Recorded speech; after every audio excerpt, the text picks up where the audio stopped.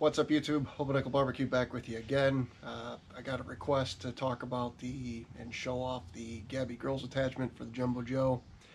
The guy just kind of wanted to walk around about it. I'm just going to make this video kind of show the process from start to finish on how I get it ready to cook on and all the little steps in between, because just to take a 10-second video would be shit, and we're not doing that. Alright, so I'll walk you through the lighting process, how I do it however the fuck you want to do it, blah blah blah. Let's get into the video. Alright, so this is the precise method of how I kind of get things started. You take exactly this amount of charcoal and you light it.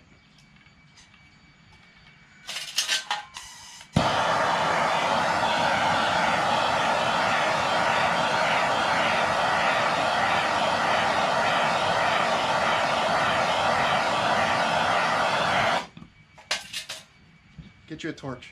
Number one, it makes lighting easy. Number two, you look cool as fuck doing it in the driveway. Neighbors start looking when they hear this sound.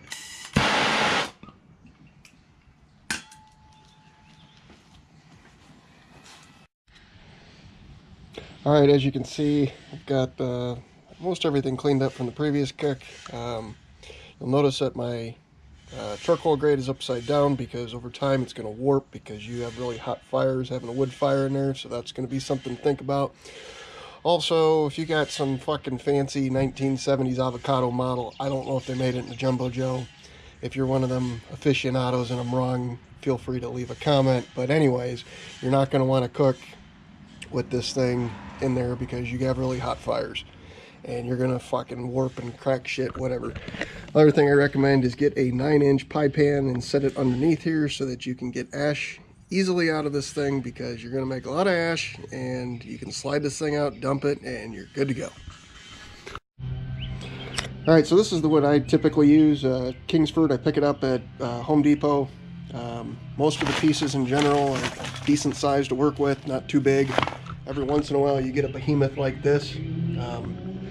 I usually use those behemoths kind of in the... Who's this dickhead? Jesus Christ. Anyways, back to the video.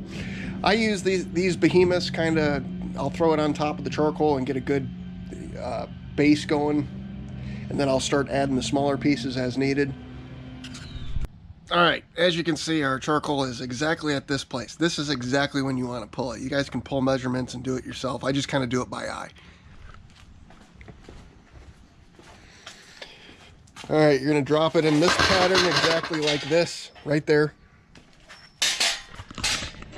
You're going to get this big bastard piece of wood. You're going to set it just like that, right there. Don't be over here, don't be over, just like that. Alright, so this is the most technical part of the lighting process. What you're going to do is go find you a chair and a cold drink, and you're just going to sit there and wait. And when the light comes down and says, what do you do? And say, I got to wait for this to light. Now you guys have a perfectly good reason to sit there in the garage, in a little shady spot, have a couple drinks, and it looks like you're doing something productive.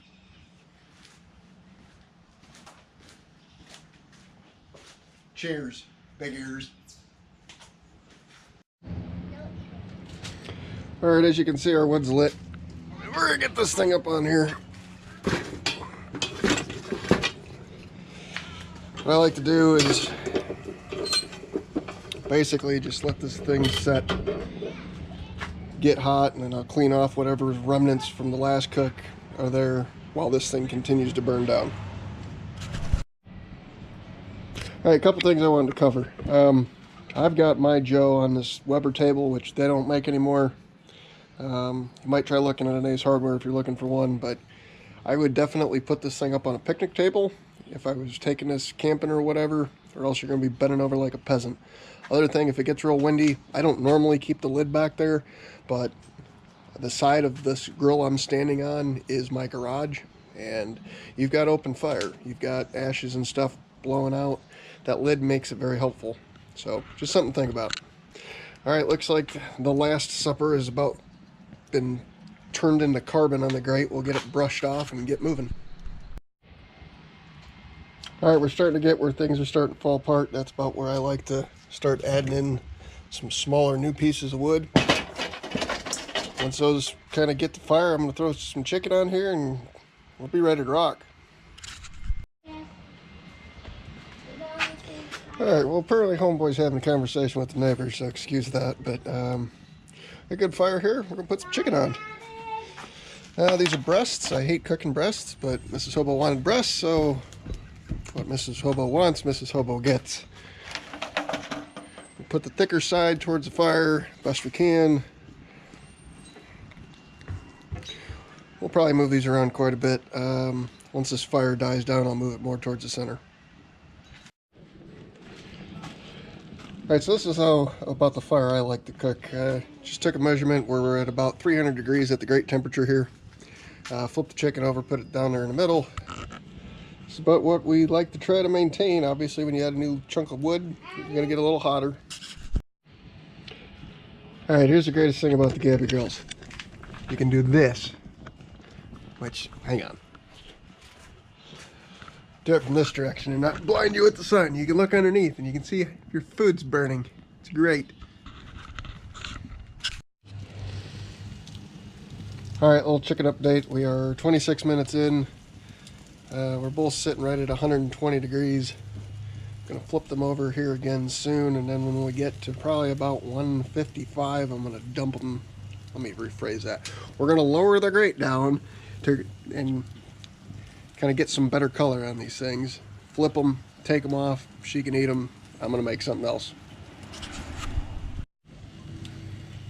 As you can see, the back piece is the original piece of wood that we started with. This closer piece is the second piece that we added.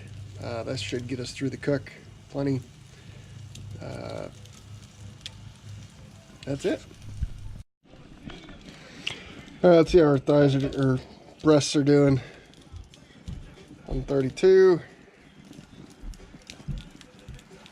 144. Alright, so what I did is I took my tongs, I flipped this wood over because chicken juice has been dripping on the top side. It's gone, put itself out. Now it's roaring hot. We're gonna, do you sear chicken? I don't know what the term is. We're gonna fucking brown the goddamn meat up, flip it, and go eat it. But I can't one hand and do this at the same time, so you're just gonna have to believe me.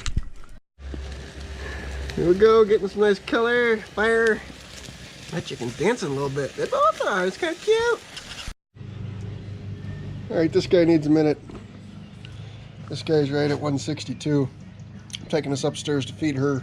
I think we're gonna wrap this up. Clean up, lift this up, take it in the garage, put the lid on the Weber Jumbo Joe, close the vents, be gone, be done, end it. That's all I got. The guy who was asking me a question about the Jumbo Joe or the kettle, I got both. Honestly, I use this one a lot more because this fits us with a family of 2 adults and 2 kids. This is plenty big, but I'm also going to tell you, buy the bigger one because it's fucking great to be able to have people over. So you're not going to go bad either way. All right, you guys have a good night. Thanks for watching. Bye. One thing I forgot to add, anybody considering getting more than one size of these, they do nest within each other.